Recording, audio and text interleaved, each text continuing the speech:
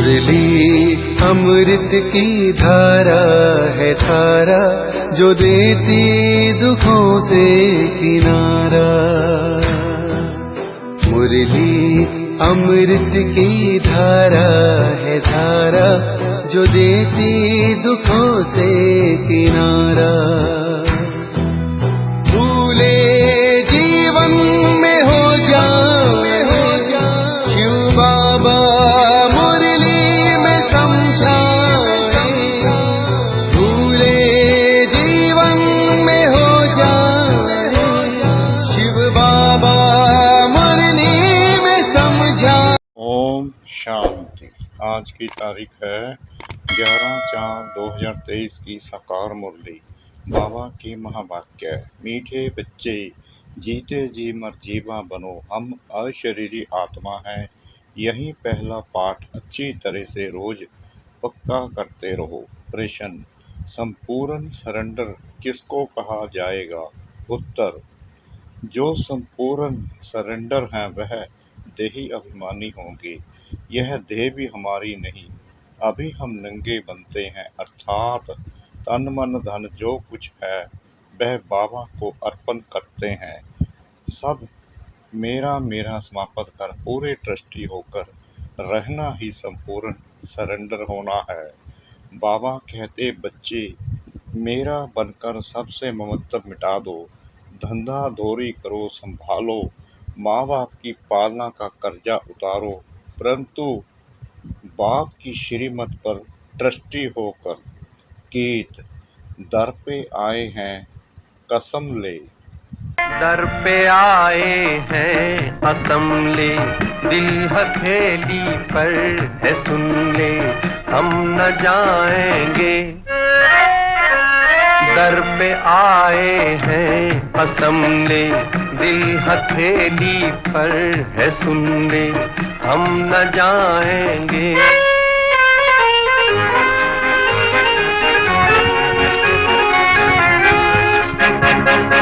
जिंदगी में तो किसी से। ओम शांति।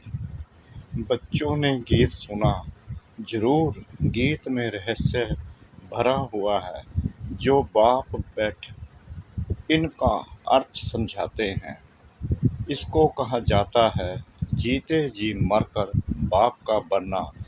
बाप का बनने के बाद फिर टीचर व गुरु करते हैं। ऐसे भी नहीं सभी लौकिक गुरु करते हैं, मेजॉरिटी गुरु करते हैं।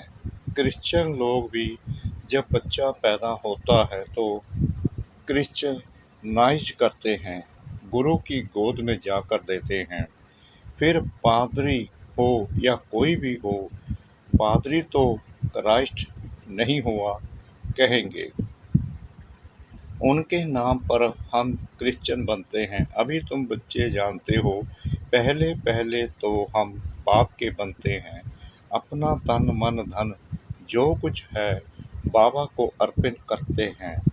जीते जी मरते हैं, अर्थात हम आत्मा उनका बनते हैं। यह बुद्धि में रहना चाहिए। जो भी मेरी मेरी वस्तु है, मेरा शरीर, मेरा धन दौलत संबंधी आदि जो कुछ है भूलते हैं। मरने के बाद सब भूल जाता है। कितनी बड़ी मंजिल है। हम अशरीरी आत्मा है, यह पक्का करना है। ऐसे नहीं कि तुम शरीर छोड़ और मर पड़ते हो, नहीं।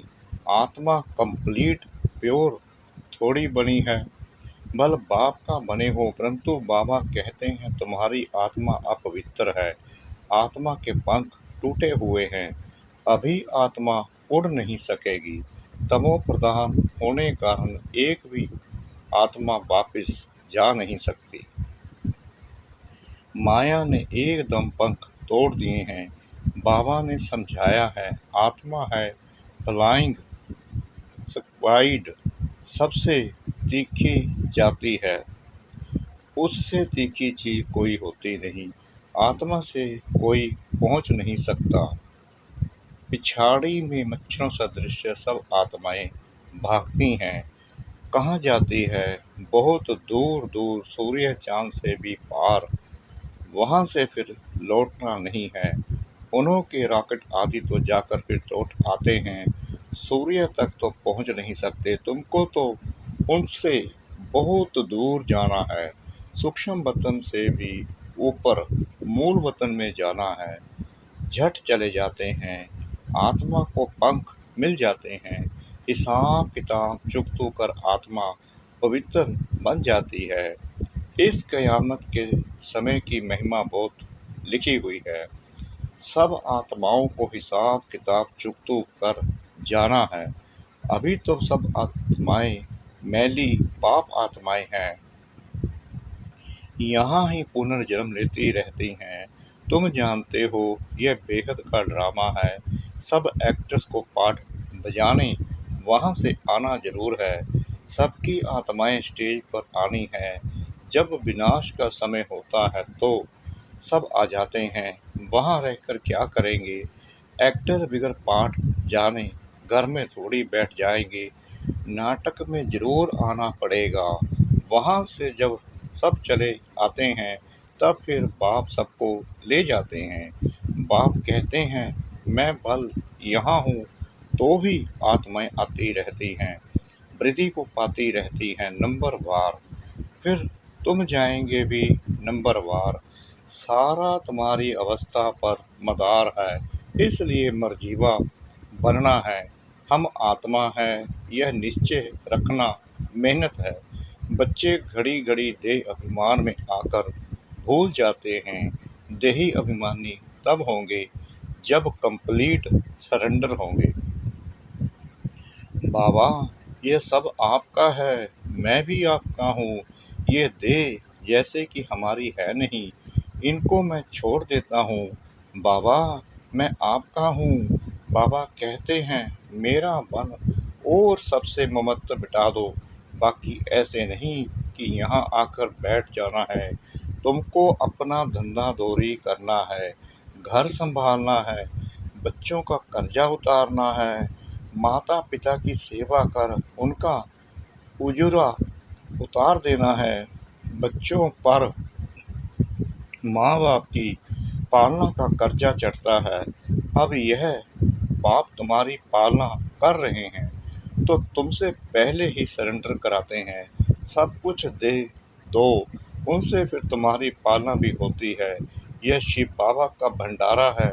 माता पिता तुम बच्चों की पालना कर रहे हैं। शुरू में जो भी आए थे सभी ने झट सरेंडर कर दिया, अपने पास कुछ नहीं रखा, सरेंडर किया। फिर उस धन से बिगर छुट्टी पैसा आदि किसी को दे न सके। जैसे शास्त्रों में हरिश्चंद्र की कहानी है, परंतु यथार्थ तो कुछ है नहीं। भारत बिल्कुल पवित्र था। भारतवासियों जैसा पवित्र सुखी कोई होता नहीं। भारत सबसे बड़ा तीर्थ है, जहाँ पतित पावन बाप आकर सारे सृष्टि को तत्वों को भी पवित्र बनाते हैं। अभी यह तत्व आदि सब दुश्मन हैं।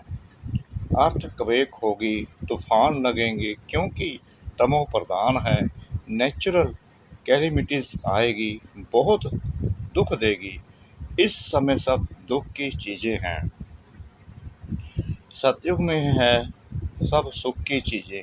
वहाँ यह तूफान व गर्म हवाएं आदि कुछ नहीं होती। तुम्हारे में भी यह बहुत थोड़े समझते हैं। आज है कल नहीं है तो कहेंगे कुछ नहीं समझता था। फल यहाँ आते हैं परंतु सब कायम थोड़ी रहते हैं। यहाँ से गए 10 दिन बाद समाचार लिखेंगे कि बाबा फलाने को माया खा गई। ऐसे होता रहता है। छोटे फूल हैं, बड़े फूल हो तो उनमें फल भी आवे। फल आ जाता तो दूसरों को आप समान बनाने की ताकत रहती है। उनका फल निकलता है। बाप के बने तो फिर प्रजा भी बनानी है, बारिश भी बनाने हैं। ऐसे नहीं पंडा बन बाबा पास आए बस हम पहुँच गए।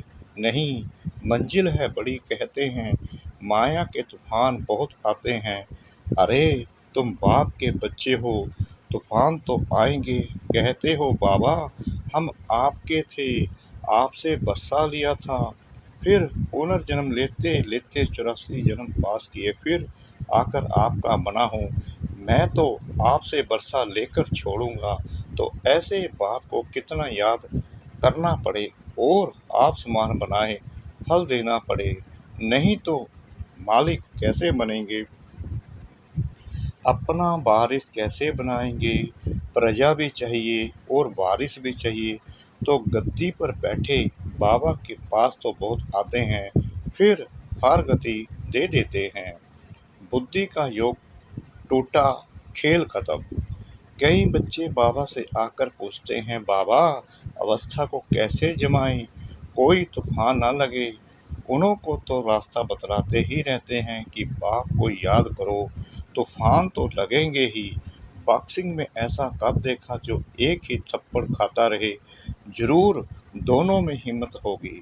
थप्पड़ एक वह लगाएंगे तो 10 थप्पड़ दूसरे भी लगाते होंगे, यह भी बॉक्सिंग है। बाप को याद करते रहेंगे तो माया भागती जाएगी, परंतु पट से तो नहीं होगा। माया से कुश्ती लड़नी है, ऐसे मत समझो माया थप्पड़ नहीं मारेगी, भल कोई भी हो, बड़ी बॉक्सिंग है। बहुत डर जाते हैं, माया एकदम नाक में दम कर देती है। युद्ध स्थल है ना, बुद्धि योग लगाने में माया बहुत बिगड़ डालती है। मेहनत सारी योग में है। बल बाबा कहते हैं, ज्ञानी तो आत्मा मुझे प्रिय है, परंतु ऐसा नहीं, सिर्फ ज्ञान देने वाला मुझे प्रिय है। पहले योग पूरा चाहिए, बाप को याद करना है, माया के विघ्नों से डरो नहीं। बिशप का मालिक बनते हो। 16,108 की माला बहुत बड़ी है, अंत में आकर पूरी होगी। त्रेता अंत तक इतने प्रिंसेस बनते हैं, कुछ तो निशानी है ना। 8 की भी निशानी है, 108 की भी निशानी है, यह बिल्कुल राइट है। त्रेता अंत तक इतने 16,108 प्रिंसेस होते हैं। शुरू में तो नहीं होंगे, पहले थोड़ी होंगे, फिर वृद्धि पाते जाते हैं। वह सब बनते यहाँ हैं। चांस अभी बहुत अच्छा है, परंतु मेहनत बहुत है। गीत में भी कहते हैं, कब नहीं छोड़ेंगे, मर जाएंगे। बाबा फिर कहते हैं, यह सब तुम बच्चों के लिए ही है। बच्चे कहते हैं, हमारा सब कुछ आपका ही है। कहते हैं ना कि यह सब कुछ भगवान ने दिया है। अब बाप कहते हैं, यह तो सब खत्म हो जाना है, विनाश तो होता है ना। तुम्हारे पास क्या है, यह शरीर भी खत्म हो जाएगा। अब मैं फिर तुमको बदली कर देता हूँ, सिर्फ एक्सचेंज करते हो ना। तो बाप कहते हैं, बच्चे अशरीरी बनो, हमको याद करो, सभी सरेंडर करो। बाप कहते हैं, इन सब शास्त्रों आदि का तुमको सार समझाता हूँ। जो शास्त्र आदि पढ़े हुए हैं वह तो समझते हैं। बाप कहते हैं, मैं ब्रह्मा मुख द्वारा तुमको यह समझाता हूँ। मैंने कल पहले भी तुमको राजयोग सिखाकर राजा रानी बनाया था, फिर अब बनाता हूँ। कभी भी मनुष्य को गीता सुनाए, राजयोग सिखलाए, राजा रानी बना ना सके, फिर गीता सुनने से क्या फ़ायदा। बाप तो कहते हैं, मैं खुद कलप आकर तुमको स्वर्ग का मालिक बनाता हूँ। हमारे बनेंगे तब तो बारिश बनेंगी ना। तो जितना तुम योग में रहेंगे उतना शुद्ध बनते जाएंगे। बाबा ये सब आपका है, हम तो ट्रस्टी हैं, आपके हुक्म बगैर हम कुछ नहीं करेंगे। शरीर निर्वाह कैसे करना है वह भी मत लेनी है। अक्सर करके गरीब ही पूरा पोता मैल देते हैं। साहूकार दे ना सके, सरेंडर हो नहीं सकते। कोई विरला निकलता है, जैसे कि जनक का नाम है, बाल बच्चे हैं, ज्वाइंट प्रॉपर्टी है, तो अलग कैसे हों। साहूकार लोग प्रॉपर्टी निकाले कैसे, जो सरेंडर हो। बाप है ही गरीब निवाज, सबसे गरीब माताएं हैं, उनसे भी जास्ती कन्याएं गरीब हैं। कन्याएं को कभी परसे का नशा नहीं होगा। बच्चे को बाप की जागीर का नशा रहता है तो वह सब छोड़ फिर बैकुंठ का बरसा लेना पड़े। दान हमेशा गरीब को ही दिया जाता है। भारत है सबसे गरीब, अमेरिका बहुत साहूकार है, उनको बरसा देते हैं क्या। भारत सबसे साहूकार था और कोई धर्म नहीं था, सिर्फ भारतवासी ही थे। एक भाषा थी, गॉड इज वन। मैं one sovereignty, one religion, one language स्थापन करता हूँ। वन ऑलमाइटी गवर्नमेंट स्थापन करते हैं। वन से फिर 2, 3 होगी। अभी कितने धर्म हैं, फिर जरूर वन धर्म आना चाहिए। 5000 वर्ष की बात है। मनुष्य समझते हैं फलाना मरा स्वर्गवासी हुआ, शायद ऊपर चला गया। देलवाड़ा मंदिर में भी स्वर्ग ऊपर छत में है, तो मनुष्य मूझ जाते हैं। वास्तव में स्वर्ग कोई ऊपर नहीं है। तुम अब जानते हो बाबा के पास जाना है, फिर यहाँ आकर राज्य करेंगे। यह ज्ञान बुद्धि में रहना चाहिए, जो कोई को समझा सको।